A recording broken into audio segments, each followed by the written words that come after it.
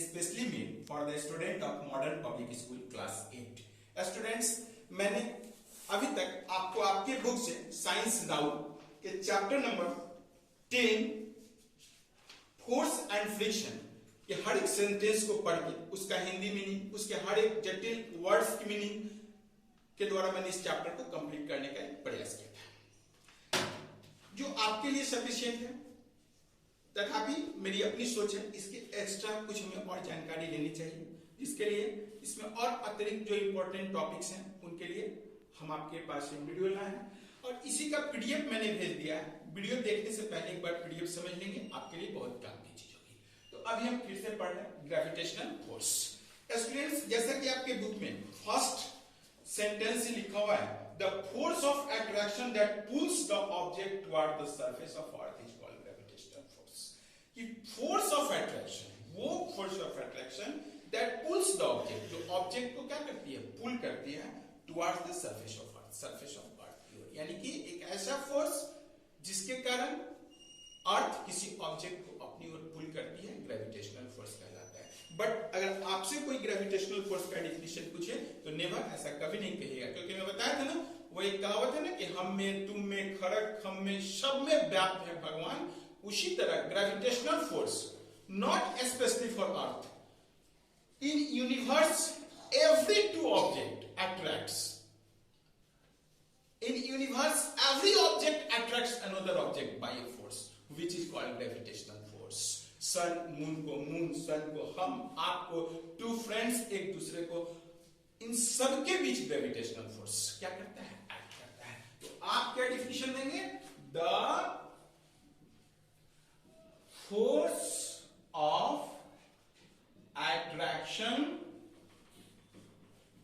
between any two bodies in universe is called, क्या बोला गया Sunny, is called gravitational force। Very good. क्या कहेंगे कि the force of attraction between any two bodies in this universe. आप कह सकते हैं कि इन universe every particles attract another particle by force called gravitational force. हाँ, ये जो डेफिनेशन है आपके बुक का, वो ग्रेविटेशनल फोर्स का एक स्पेशल कंडीशन है, जिसे हम क्या कहते हैं, फोर्स ऑफ ग्रेविटी। तो आप कहेंगे कि the force of attraction between any two bodies in this universe is called gravitational force।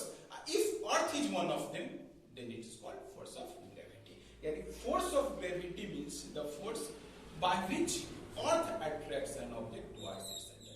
But यही definition अगर आप मून पे चले जाए तो वहां कहेंगे कि the force by which moon attracts an object towards its center is called force of gravity on the surface of moon। But gravitational force narrow नहीं है, इसके व्यापक वैल्यू है। मतलब ये नॉट सेलेक्टेड बॉडीज है, ये किसके लिए है, in universe every two bodies. तो आप क्या कहोगे, the force of attraction between any two bodies in this universe is called क्या, gravitational force. Second point, noted be not, it is a type of non contact force। non contact force को बेहतर ढंग से कैसे कह सकते हैं, action at A distance force. Action मतलब एक्शन करना, क्रियाशील होना, एट ए डिस्टेंस, एक दूरी पर। मतलब टच में आएंगे, आप मेरे कांटेक्ट में आएंगे तो मैं आप पर फोर्स लगाऊंगा, इसका ये इंतजार नहीं करता है। जैसे ही मेरा ये मार्कर ड्रॉप हुआ, ड्रॉप होने के बाद अर्थ इसको सेल्फ ऑटोमेटिकली क्या करती है, अपनी ओर खींच लेती है। अर्थ से कोई एक हाथ निकल करके इसको अपने कांटेक्ट में लेकर नहीं खींचता है। That's why it is called कौन सा फोर्स, नॉन कांटेक्ट फोर्स और action at A distance force. अब हो गई, इतना तो समझो कि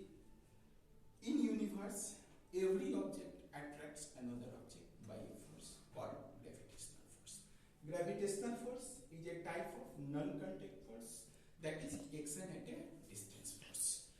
अब क्या है, अगर आप 9th क्लास में होते तो वहां इसका फॉर्मूला होता कि भाई कह तो दिए कि यूनिवर्स के किसी दो ऑब्जेक्ट के बीच ग्रेविटेशनल फोर्स लगता है, तो हमारे और आपके बीच भी ग्रेविटेशनल फोर्स होगा, सन और मून के बीच होगा।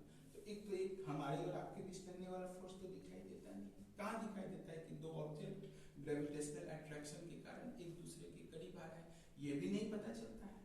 और दूसरा, इसका फॉर्मूला क्या होगा, इसके लिए न्यूटन्स ने एक फॉर्मूला दिया जो आप 9th क्लास में पढ़ेंगे। बट कुछ सेलेक्टेड स्टूडेंट्स सब कुछ पढ़ लेना चाहते हैं, एक क्लास आगे चाहते हैं, तो उनके लिए हम इस फॉर्मूला को आपके सामने लिख रहे हैं। Newton's law of gravitation, okay, Newton's law of gravitation, जो क्या कहते हैं कि इन universe every particles attract another particle, ठीक है। इन यूनिवर्स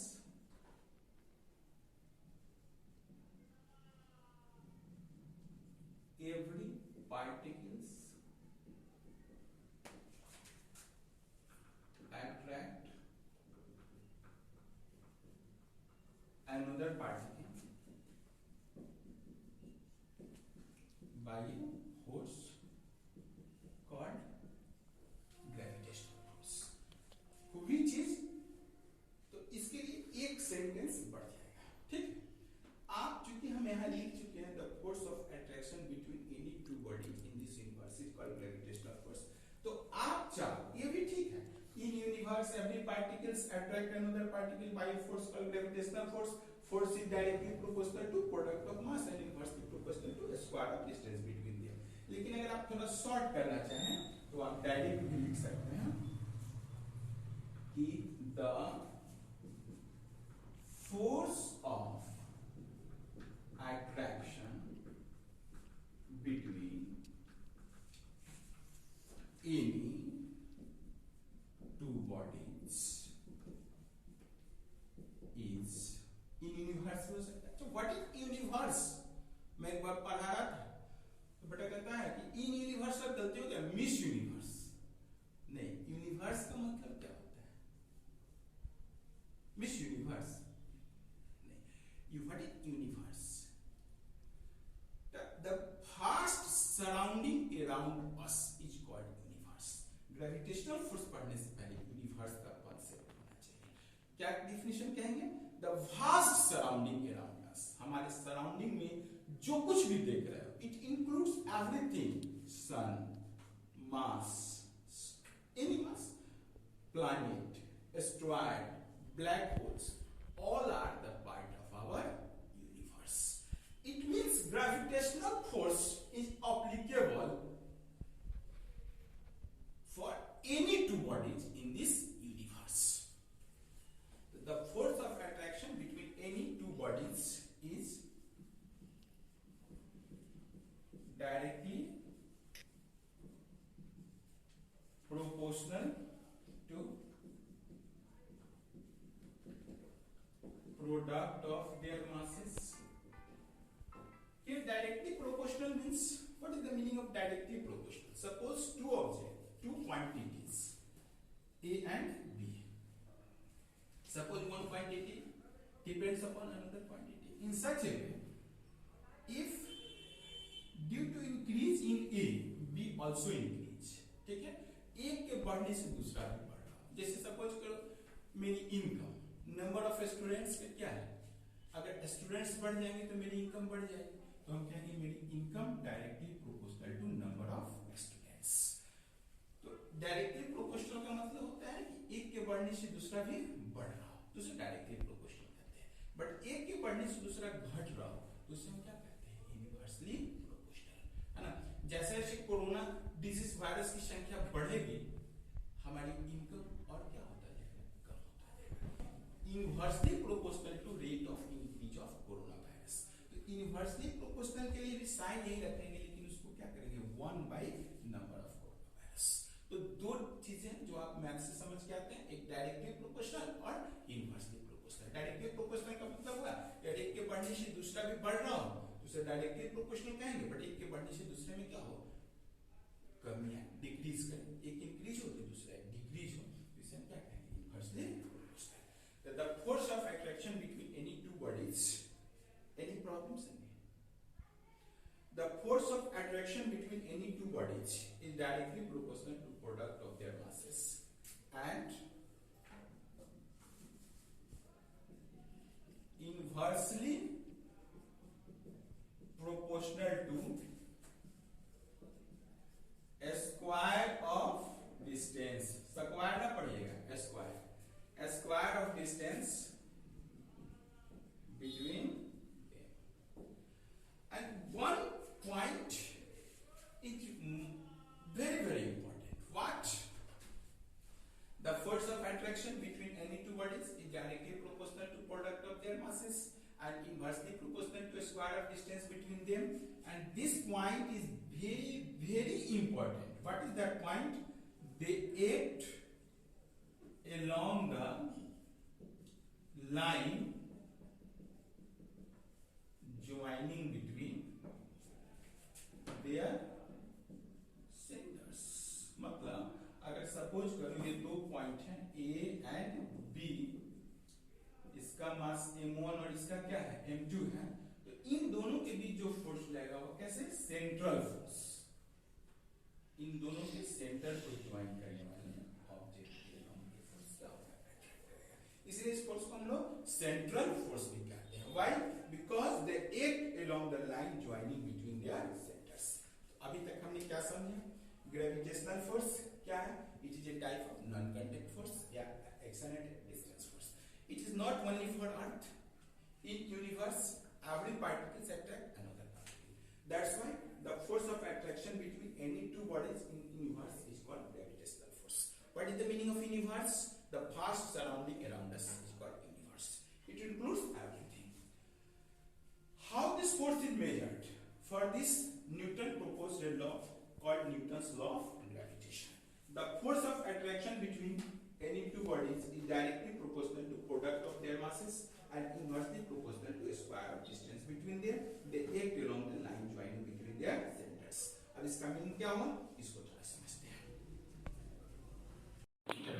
स्टूडेंट्स, कुछ टेक्निकल फॉल्ट के कारण वीडियो बीच में बंद हो गई, हम अपनी बात को आगे से बढ़ा रहे हैं। Let two objects A and B having masses m1 and m2 are separated at a distance r. Let two objects of masses m1 and m2 are kept या separated at a distance r. A gravitational force F acts between them. Then from Newton's law of gravitation. What is Newton's law of gravitation? Force is directly proportional to product of their masses. This force is directly proportional to product of their masses. And force is inversely proportional to the square of distance. देखो याद रखेंगे, almost three types of forces जो हमें पढ़ने हैं, gravitational force, electrostatic force, magnetic force, सबके लिए यही काम करेगा। Force inversely proportional 1/r, force inversely proportional r square, that is directly proportional 1/r²। Okay, सब में डिस्टेंस बढ़ने से फोर्स क्या होगा, घट जाएगा। ग्रेविटेशनल फोर्स में, इलेक्ट्रोस्टैटिक फोर्स में भी आप देखेंगे, अगर चार्ज का डिस्टेंस बढ़ा तो फोर्स घट जाएगा। मैग्नेटिक फोर्स में भी, तो सब में यही भी है, ये प्रोपोर्शनल 1/r²। इसको इनवर्स स्क्वायर बोलते हैं, inverse square F proportional 1 by r square. Combining 1 and 2, F proportional m1 m2 by r square. F equal to G m1 m2 by r square. आप पढ़ेंगे ना कोई भी क्वेश्चन जो रेशियो प्रोपोर्शन का हो उसमें प्रोपोर्शनलिटी कांस्टेंट लगाते हैं, तो कभी भी प्रोपोर्शनलिटी को अगर इक्वालिटी में चेंज करना कुछ नहीं है ना, तो उसमें हम इसे कांस्टेंट लगाते हैं, याद रखेंगे। A proportional B, that is A equal to K to B, where K is a constant. So F equal to G m1 m2 by r square. So where G